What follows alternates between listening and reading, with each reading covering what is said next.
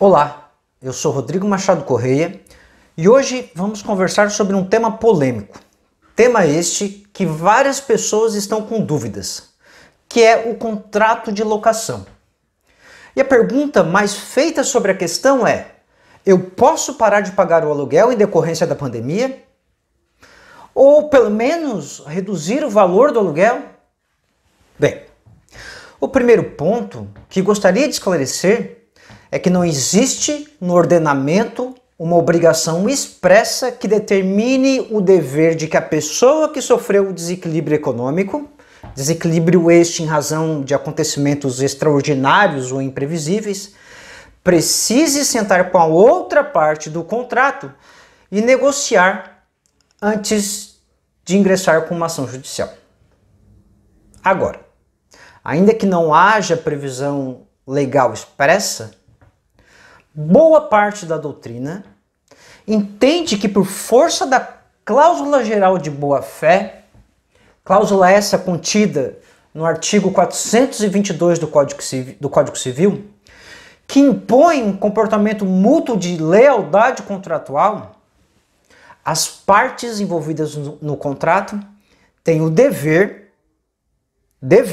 de tentar negociar o contrato antes de ingressar com uma ação judicial. Veja bem, eu não estou dizendo que você tem um dever de encontrar uma solução para o impasse contratual.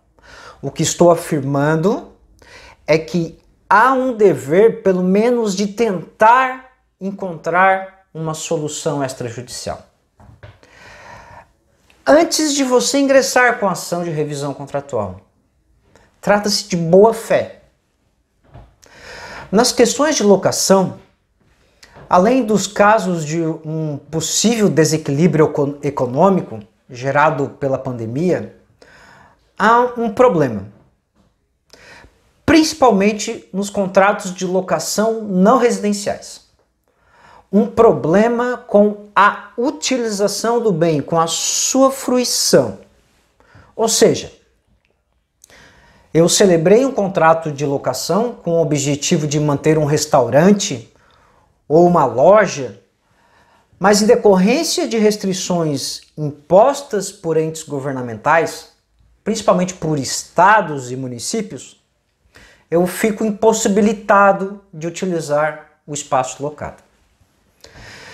E aqui há uma situação contratual muito interessante, pois ambas as partes, seja locador ou locatário, não deram causa nenhuma à situação que impede de haver a fruição do imóvel. Ou seja, não há culpa de nenhuma das partes em relação à obrigação contratual. A complexidade dessa situação contratual está sendo enfrentada por muitos magistrados em todo o Brasil. Temos decisões concedendo descontos de 20%, 30% em relação ao valor do aluguel. Temos decisões suspendendo temporariamente o pagamento do aluguel. Há também decisões no sentido de que não é possível conceder desconto ou suspender o pagamento do aluguel. Vale lembrar que o ordenamento brasileiro não possui normas específicas para tratar da situação locatícia que se apresenta. Desta forma, as sentenças que estão sendo proferidas sobre o tema são construídas com base em princípios e cláusulas gerais.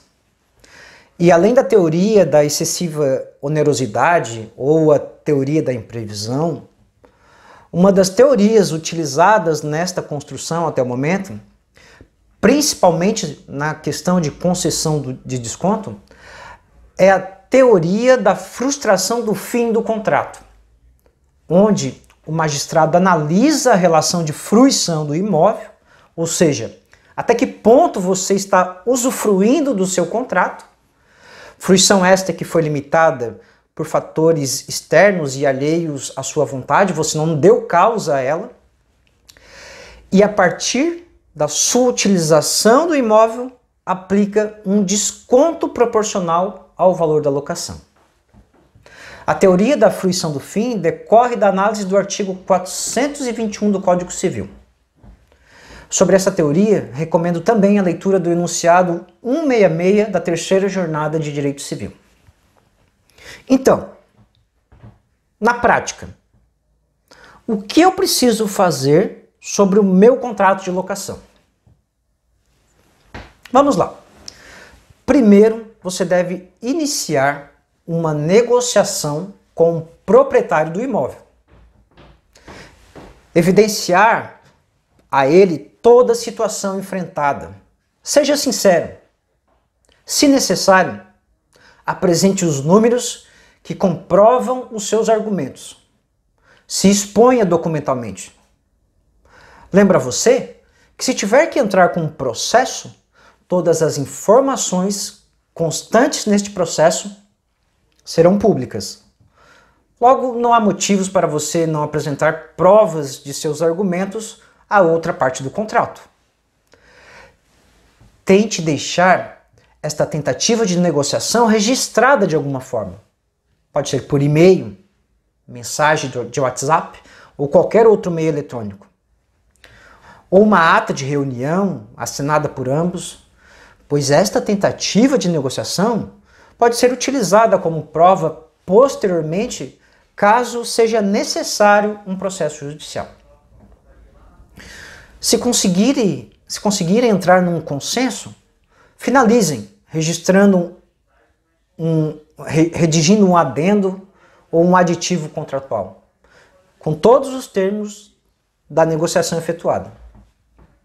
Não havendo possibilidade de acordo, e você verificando que não há outra situação a não ser a rescisão do contrato, e havendo previsão de multa no contrato, a mesma pode ser afastada. Sobre o argumento da força maior, e aí você precisa analisar o artigo 393 do Código Civil.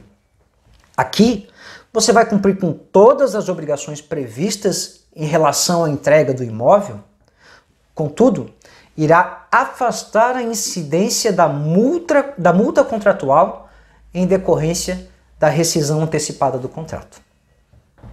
Agora, não havendo possibilidade de acordo extrajudicial, e você verificando a necessidade essencial de continuar no imóvel para que a sua empresa cumpra com a função social, você precisa ingressar rapidamente com uma ação judicial.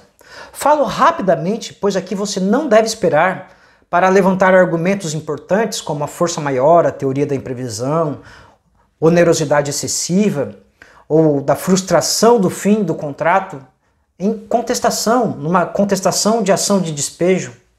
Você deverá se antecipar com a ação judicial de revisão contratual, levando ao judiciário todas as provas que demonstrem a sua situação atual.